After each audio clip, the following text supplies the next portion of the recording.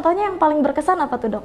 Banyak banget Banyak itu, banyak banget sampai itu kesimpulan itu tuh sampai saya ambil tuh karena ya itu tiap hari Mbak, bukan tiap hari. Kadang zuhur kita dengar berita tertentu yang buruk gitu ya, asar itu Allah kasih, jadi bener-bener kayak udah nyaris bukan habis kesulitan terus menyusul lah kemudian enggak, itu bener-bener kayak bersamaan gitu tuh, hampir seimbang gitu ya gitu. Jadi yang saya pernah bagikan itu juga saya lupa ya udah pernah di share belum. Jadi saya pernah Mbak, jadi abis saya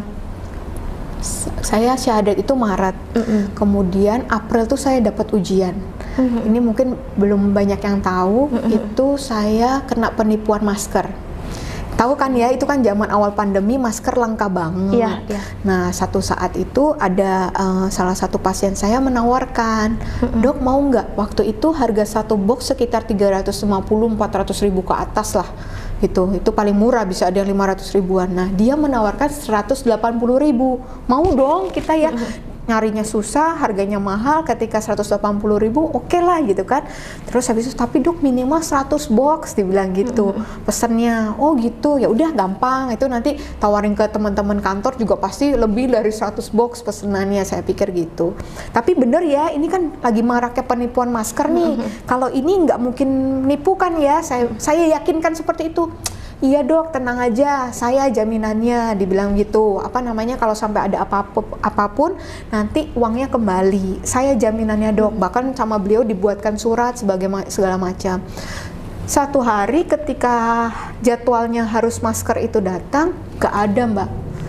Gitu, nggak ada. Itu pesanan saya itu sampai sekitar 1000-an lebih, totalnya itu kalau di rupiah 138 juta sekian. Pesanan pribadi pada tadi yang udah gabung sama teman-teman. Saya sendiri cuma mesan 4 box.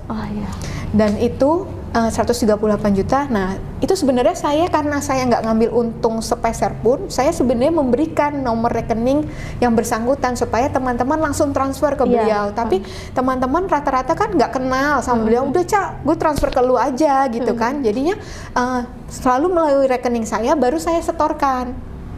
Seperti itu. Nah, akhirnya mereka nggak mau tahu ketika itu terjadi kan, sebagian besar ya udah kan taunya kirimnya ke saya. Jadi saya harus menggantikan 138 juta itu ke teman-teman, dan terus terang nggak ada uang segitu gitu kan. Nah, dan itu kalau nggak salah tuh lagi hari libur Mbak, hari libur apa yang kayak kejepit, terus besoknya tuh Jumat cuman sehari, kemudian Sabtu Minggu. Jadi untuk saya istilahnya mau pinjaman ke bank, apalagi di pandemi kayak gitu kan susah ya gitu. Sampai akhirnya alhamdulillahnya Allah kasih jalan, ada yang meminjamkan uang.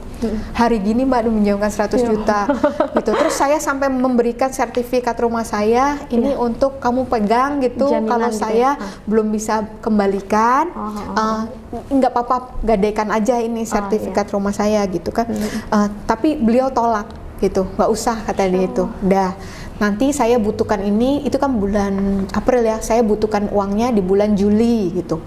Nah, singkat cerita, saya bisa bayar teman-teman. Nah, tapi udah Juni itu udah 2 minggu lagi mau Juli. Saya inget dong janji saya untuk membayar hutang saya itu 100 juta, tapi posisi saya di pondok pesantren, saya nggak praktek gitu. Terus dalam 2 minggu saya ngumpulin 100 juta praktek juga saya nggak gitu, karena praktekan saya juga bukan yang tarifnya begitu, karena kan di rumah ya, rumahan gitu kan, ngumpulin 100 juta dalam 2 minggu juga kan nggak bisa gitu kan. Itu terus pagi-pagi nih Mbak, saya gini, ya Allah, kurang 2 minggu lagi saya harus bayar hutang. Saya nggak mau ingkar janji ya, karena kan udah baik banget gitu. Kalau sampai beliau jadi ada apa-apa proyeknya karena saya telat bayar hutangnya kan, saya merasa bersalah ya, nggak enak. Siang Mbak, saya dapat kabar, Masya Allah ada yang transfer saya gitu ya, dukungan dari teman-teman 82 juta. Masya Allah. Lalu ya dengan ada yang di tabungan saya langsung saya hubungin siang itu, saya bilang ke teman saya yang minjamin, minta nomor rekeningnya, saya mau transfer. Dia kaget dong, uang dari mana? Kata dia gitu. Apa Karena kan nggak mungkin ya, maksudnya dia juga memahami kondisi saya. Sebenarnya beliau memahami gitu, nggak mungkin ditagih juga gitu. Tapi kan saya nggak bisa, udah janji. Saya bilang nggak bisa, saya udah janji gitu. Itu Masya Allah, seperti contohnya kira-kira seperti itu Mbak.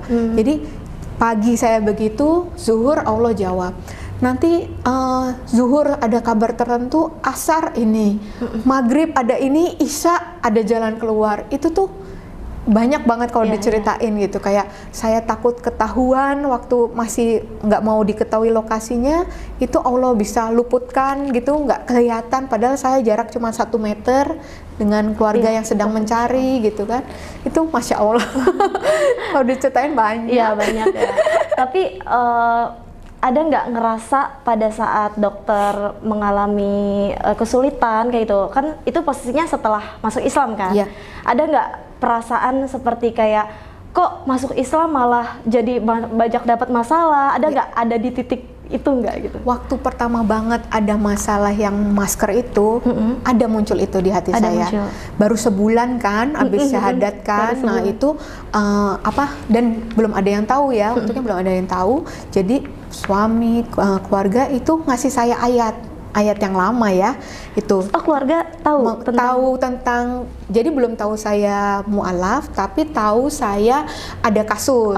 Dan mereka kan memberi kekuatan dengan memberikan ayat-ayat, memberikan doa-doa. Nah itu saya cuman terima kasih Ma, ini, tapi nggak saya baca, nggak saya download gitu kirimannya. Itu saya nguatin di hati tuh ya, ada pikirannya tadi kayak Mbak bilang gitu ya, gitu kan? Karena pastinya gitu kan. Tapi itu saya menguatkan hati banget saat itu untuk ya udah, saya cuma doa Nabi Yunus. Waktu itu saya cuma baru tahu satu itu. Cuman saya ke kantor polisi segala macam ya, urus itu semuanya. Itu karena semua orang kan neror saya ya, mau dikira saya terlibat gitu kan, tuduhannya gitu-gitu. Itu saya sepeser pun padahal saya nggak ngambil, dan saya nggak pernah bisnis loh. Kok saya nggak pernah bisnis gitu, karena saya tuh orangnya nggak tegaan apa segala macam, praktekan ya begitu gitu kan. Nah, itu kok bisa-bisanya saya kena masalah itu, padahal sepeser pun nggak ngambil untung gitu. Nah itu saya udah cuman la ilaha illa anta subhanaka minaz zalimin, itu terus saya itu udah ada ketika ada muncul misalnya kayak bisikan atau apa, yaudah saya zikir terus aja gitu untuk nguatin saya untuk ini. Alhamdulillah ya, memang Allah kan hanya ya uji aja gitu, uji ketika kita ternyata lewat ya udah gitu. Ternyata sudah sebegitu saja selesai gitu. Dan ternyata itu bukan satu hal yang kayak menarik lagi untuk dibahas malah ya kita nganggapnya ya. Jadi kalau dulu kayaknya aduh itu berat, sesuatu yang berat banget. Sekarang kadang kita kok aku sampai segitunya, kayak sedikit mentertawakan kesulitan yang dulu malah ya.